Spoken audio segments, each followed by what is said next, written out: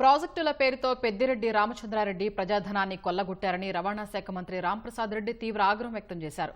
త్వరలోనే సాక్ష్యాధారాలతో సహా పెద్దిరెడ్డి బాగోతం బయటపడతామని, చేసిన పాపాలకు జైలుకు వెళ్లకుండా తప్పించుకోలేరని మంత్రి హెచ్చరించారు.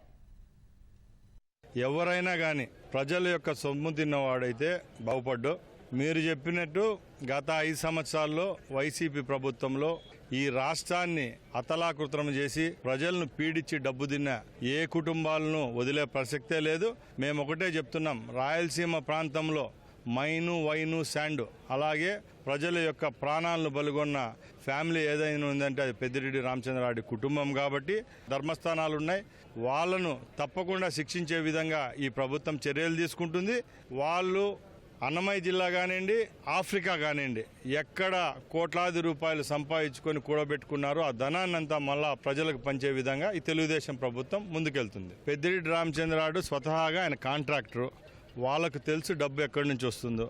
50 కోట్ల రూపాయలు కూడా పనికిరాని ఒక ప్రాజెక్టు మీద 600 కోట్లు ఎస్టిమేట్ చేయించుకొని వాళ్ళకు అనుకూలంగా ఉన్న అధికారులను నియమించుకొని ప్రజాధనం కొల్లగొట్టడం జరిగింది. ప్రాజెక్టులలో అయితేనేం, రోడ్ వర్క్స్ అయితేనేం, శాండ్ అయితేనేం, చిత్తూరు అలాగే కడప, శ్రీకాకుళం ఎక్కడెక్కడైతే గ్రానైట్ క్వారీలు ఉన్నాయో వాళ్ళ సొంత మనుషులను పెట్టుకొని వందలాది కోట్ల కొల్లగొట్టారు వీళ్ళు. ఈరోజు మా దగ్గరికి, ప్రభుత్వం దగ్గరికి వందలాది మందిగా వస్తున్నారు. వాళ్ళు చేసిన అరాచకాలు చెప్పేదానికి తప్పకుండా మేము న్యాయ మార్గంలోనే ముందుకెళ్తాం. వాళ్ళనైతే జైల్లో వేసే రోజులైతే దగ్గరలో ఉన్నాయి. ఎందుకంటే ఇలాంటి అరాచకాలు చేసిన వాళ్ళని ఇంకా ఉపేక్షిస్తే రాబోయే కాలంలో కూడా ఈ రాష్ట్రానికి, ప్రజలకు మంచి అయితే జరగదు.